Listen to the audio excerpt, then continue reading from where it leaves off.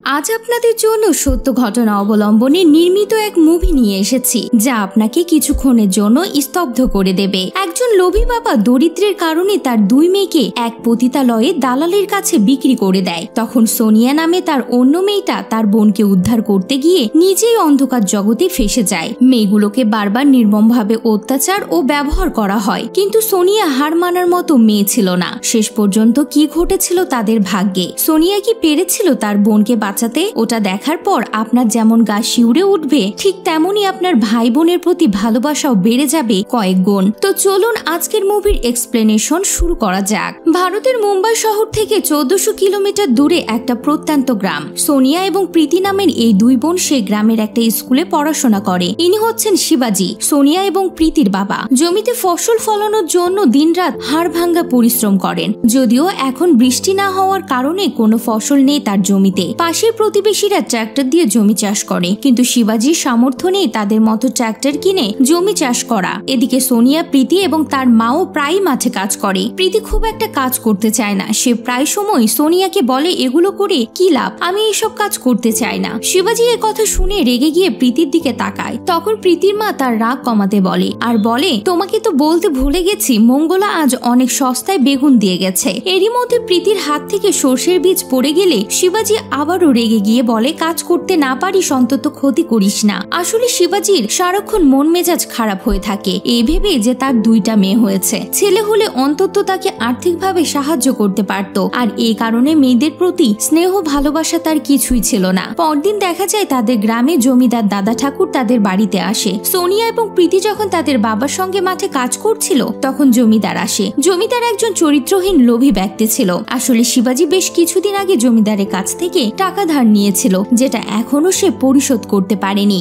শিবাজি তাকে বলে, বৃষ্টি না হওয়ার কারণে পানির অভাবে কোনো ফসলই হচ্ছে না, ফসল হলে সব ধার শোধ করে দেব। তখন জমিদার তাকে একটা অফার দেয়, সে তার মেয়ে প্রীতিকে তার কাছে বিক্রি করে দিতে বলে। আর জমিদার এ কথা বলাতেই প্রীতিকে তার কাছে বিক্রি করে দেয়, যাতে তার ঋণ শোধ হয়ে যাওয়ার পরেও তার কাছে কিছু টাকা বেঁচে যায়। আসলে শিবাজি খুবই গরিব ছিল, আর তার কাছে কোনো রাস্তাও ছিল না টাকা পরিশোধ করার জন্য। তাই সে তার দরিদ্রতার কারণে জমিদারের কাছে তার মেয়েকে বিক্রি করে দিতে বাধ্য হয়। জমিদারের মুম্বাইতে কিছু লোকের সাথে কন্টাক্ট ছিল, যারা মেয়েদেরকে দিয়ে খারাপ কাজ করাতো। সেই প্রীতিকে সেখানে বিক্রি করে দেয়। সোনিয়া তার বোনকে বাঁচানোর জন্য অনেক চেষ্টা করে, সে অনেক কান্নাকাটি করে এবং তাকে আটকানোর চেষ্টা করে, কিন্তু সে অসহায় ছিল, সে তাকে কোনোভাবে আটকাতে পারে না। তাই সে প্রতিজ্ঞা করে নেয় যে সে তার বোনকে যে কোনো প্রকারে ফিরিয়ে আনবে। এরপর সোনিয়া জমিদারের সাথে কথা বললে জমিদার তাকে তার বোনের কাছে পাঠানোর কথা বলে মুম্বাই পাঠিয়ে দেয়, যেখানে তার দেখা মাধুরী এবং ফয়সালের সাথে হয়। ফয়সাল এই পুরো এরিয়ার মালিক ছিল এবং সে পতিতালয় চালাতো। এরপর সে মাধুরীকে দিয়ে সোনিয়াকে সাজিয়ে কিছু লোকদের কাছে পাঠিয়ে দেয়, আর এখানে মাধুরী সব মেয়েদের হ্যান্ডেল করে। আর বেচারি সোনিয়া তার বোনকে বাঁচানোর জন্য এই নোংরা জায়গায় ফেসে যায়। অন্যদিকে শিবাজি সোনিয়ার নিখোঁজ হয়ে যাওয়ায় জমিদারের কাছে গিয়ে তার খোঁজ নেয়। জমিদার তখন তাকে মিথ্যা বলে যে সে জানে না সোনিয়া কোথায় গেছে। এ ভেবে কিছুদিন কেটে যায়। সোনিয়াও এভাবে এখানে থাকতে শিখে নেয়, কারণ তার কাছে আর কোনো উপায় নেই, আর সে সেখান থেকে বেরো হতে পারে না। আর তাই সে এখান থেকে তার বোনকে খুঁজতে শুরু করে, এবং খুঁজতে খুঁজতে একদিন রাতে সে তার বোনকে খুঁজে পেয়ে যায়। কিন্তু দেখা যায় এখানে প্রীতি সোনিয়াকে দেখে খুশি না হয়ে উল্টো তাকে দোষ দেয়, আর বলে যে বাবা তোমাকে ভালোবাসতো এবং আমাকে ঘৃণা করত, তাই বাবা আমাকে বিক্রি করে দিয়েছে। তবে প্রীতির এই কথা সত্যিও ছিল, কিন্তু তবুও সোনিয়া প্রীতিকে বাঁচানোর চেষ্টা করতে থাকে, এবং সে এটা ভেবে কষ্ট পেতে থাকে যে সে যার জন্য এত কিছু করলো সেই তাকে উল্টো দোষ দিচ্ছে। এরপর একদিন মনীষ নামের একজন লোক সোনিয়ার কাছে আসে। সোনিয়া তখন তাকে তার কাস্টমার ভেবে তার সাথে ইন্টিমেট হতে গেলে মনীষ তাকে থামিয়ে দেয়, এবং সে বলে যে সে একটি এনজিওতে কাজ করে, যেখানে এরকম মেয়েদের এই নোংরা জায়গা থেকে বের করানোর কাজ করা হয়, এবং তারা এখানে সবাইকে উদ্ধার করতে এসেছে।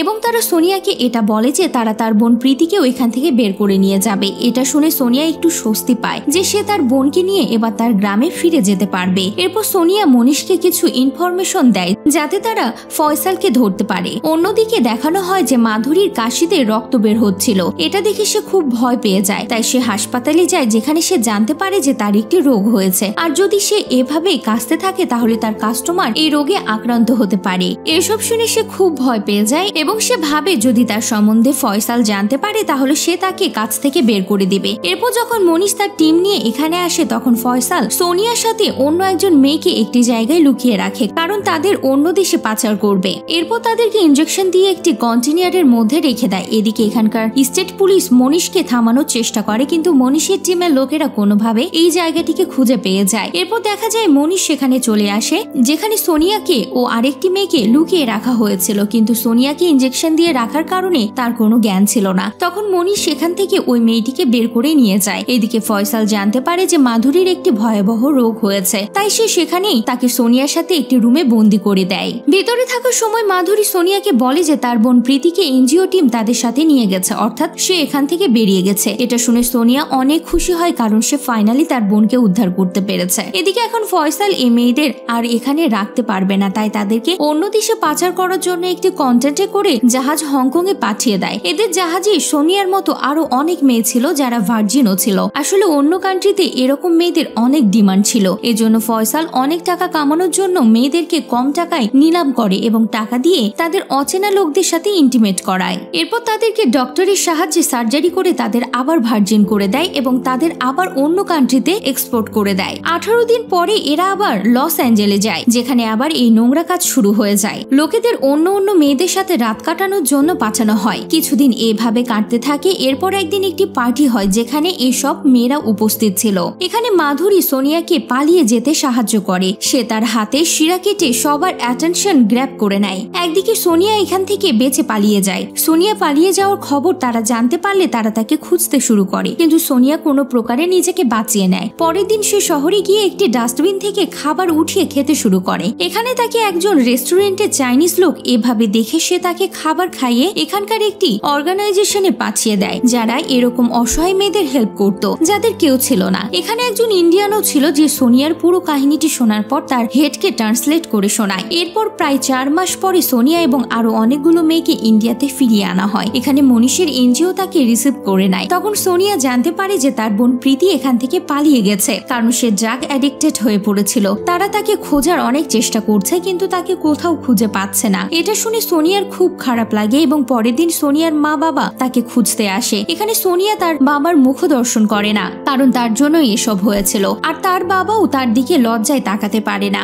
এরপর সোনিয়া তার মাকে জড়িয়ে ধরে এখান থেকে চলে যেতে বলে, কারণ সে প্রতিজ্ঞা করেছিল যে সে তার বোনকে তার সাথে নিয়েই গ্রামে ফিরবে, কারণ তার বিশ্বাস ছিল যে সে কোনো না কোনো দিন তার বোনকে নিশ্চয়ই খুঁজে পাবে। কিন্তু তার বোন যেহেতু এখন নেই, তাই সে আর গ্রামে ফিরে যায় না। এরপর তার বাবা মা এখান থেকে চলে যায়, আর এরপর আমরা দেখতে পাই সোনিয়া তার বোনকে একটি মেল করে, যেখানে লেখা ছিল, ডিয়ার প্রীতি, আমি তোমাকে অনেক ভালোবাসি, আর আমি তোমাকে যখন একবার খুঁজে বের করেছি আমি তোমাকে আবারও খুঁজে বের করব। আমি তোমার জন্য সবসময় অপেক্ষা করি, আর আমি এখন মনীষ ভাইয়ের এনজিওতেই থাকি, আর এটাই এখন আমার বাড়ি। প্রীতি, তুমি যেখানেই থাকো না কেন আমি তোমাকে খুঁজে নিয়ে আসবই। লাভ, সোনিয়া। আর এই সাথে এই মুভি এখানে শেষ হয়ে যায়। আর মুভি শেষে আমাদেরকে একটি বার্তা দেওয়া হয়, যেখানে বলা হয়েছে অনেক কমই সোনিয়ার মতো মেয়েরা আছে যারা এরকম নোংরা জায়গা থেকে বেঁচে বেরোতে পারে, আর না জানি কত অর্গানাইজেশন এই আশায় বসে থাকে যে তারা তাদের উদ্ধার করবে, আর না জানি কত খারাপ পুলিশ আছে যারা এরকম ঘটনাকে লুকিয়ে রাখতে চায়।